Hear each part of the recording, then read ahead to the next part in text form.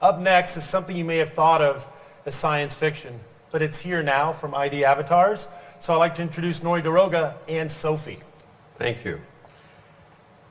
So I'm hoping that Jason didn't steal all the energy out of this room. He talked about empathy and he talked about awe. So those are the two things that I'd like you to leave with when you get done listening to me. We're going to go through a live demonstration, and I'm the only one who's allowed to keep his phone on in this presentation because I'm going to use an app that's actually going to be a live demonstration of Sophie the avatar. So let me tell you a few things about Sophie. Now this is my entire company tweeting that I'm on stage. I apologize. There's nothing I can do to stop this. So what is empathy? What is the art of empathy? That's what you see on there. It's the art of empathy is our tagline.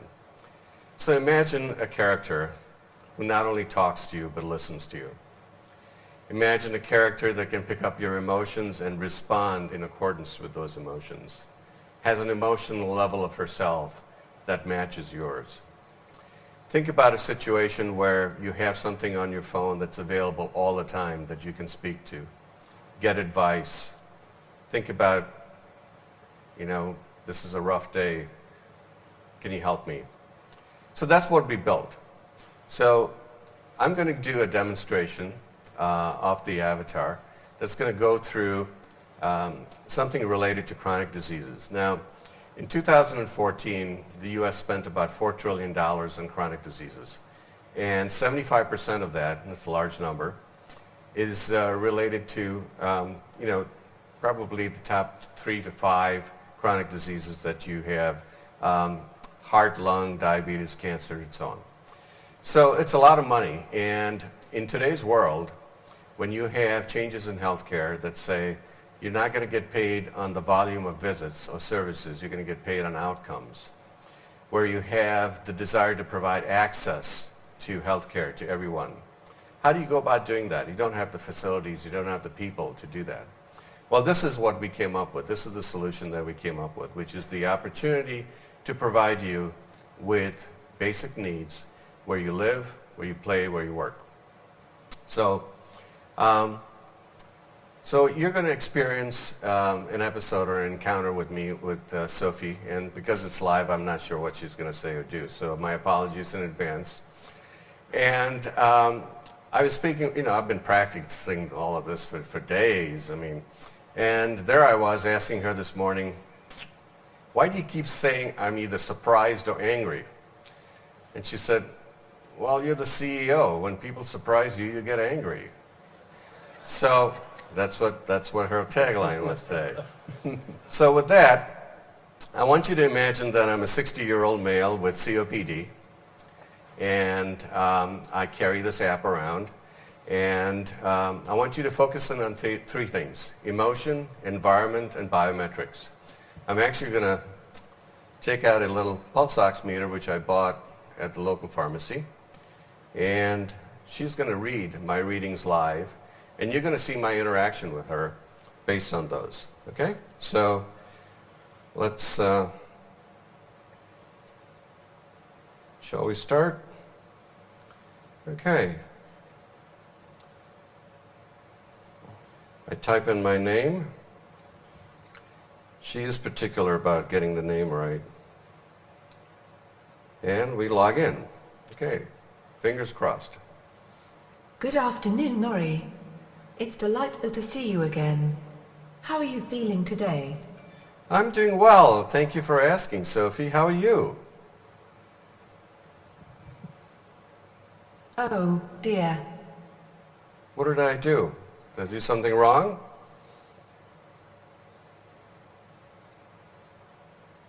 Unless my GPS is off, we're in Las Vegas. When did this happen? Well, I came in this week. I'm presenting at IBM. We need to quickly check the pollen count here. Okay. I see it's low medium, which is excellent. That's a relief. Okay, now, did you bring your oximeter? Yes, I always carried with me. You know that.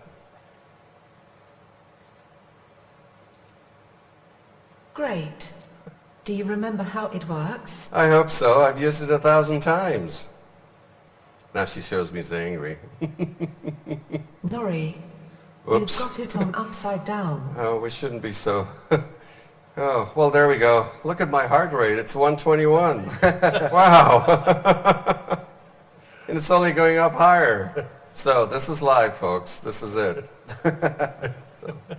Your SpO2 is 98% and your pulse rate at 133.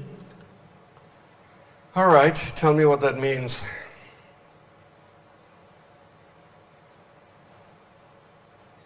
That's about the same as yesterday.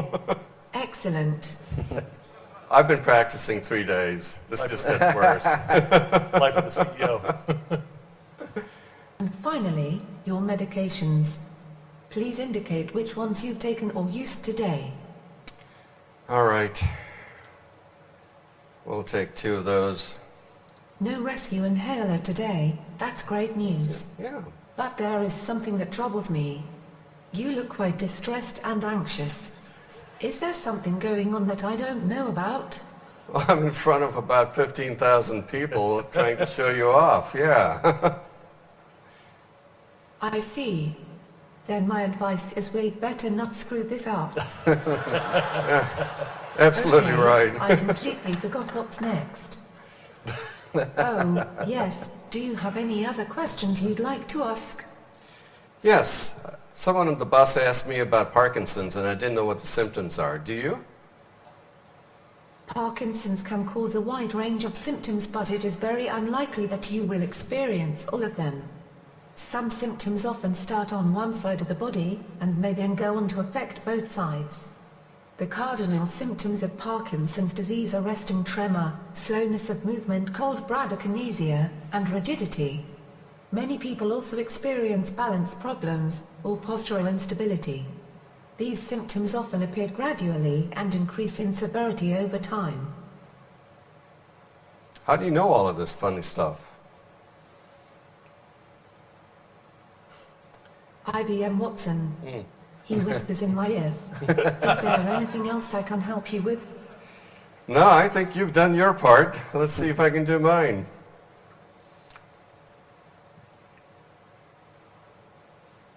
It was quite wonderful to see you again today. Until tomorrow, enjoy Las Vegas. Oh, I have one last message for Watson. If you like it, and you want it, put a ring on it. Well, thank you, Sophie. We're turning you off.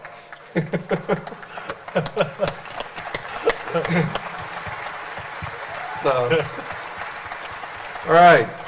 Now, you all want to know how you can get your own Sophie, right?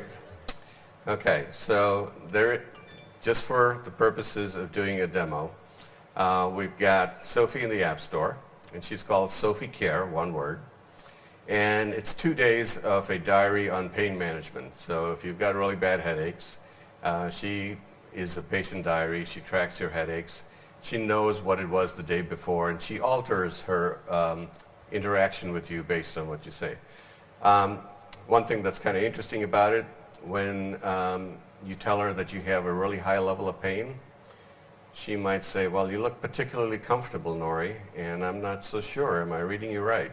So she will call you out. And with that, I'm going to return. Thank you. Yeah. Thanks. Thank you, Norrie. And I suppose thank you, Sophie, as well. I want to take one more minute and explore this a little further. We often talk about the API economy from the business aspect and disrupting businesses, but at its heart is some very cool technology that you both talked about today. So why don't we start by asking you to tell me, how do you go from that spark, that aha moment, from just an early idea to actually realizing to something real and really what's possible? Yeah, I think for me that occurred at a cafe in San Francisco when I was playing with Sophie, and at the table next to me was a lady with a 3-year-old child who was autistic. And all of a sudden he saw what I was doing and he started saying, Sophie, and I handed him my phone. It was an i5 at the time. And he just quieted down and started interacting with Sophie. And at that point I knew I either had something really powerful or a very good babysitter.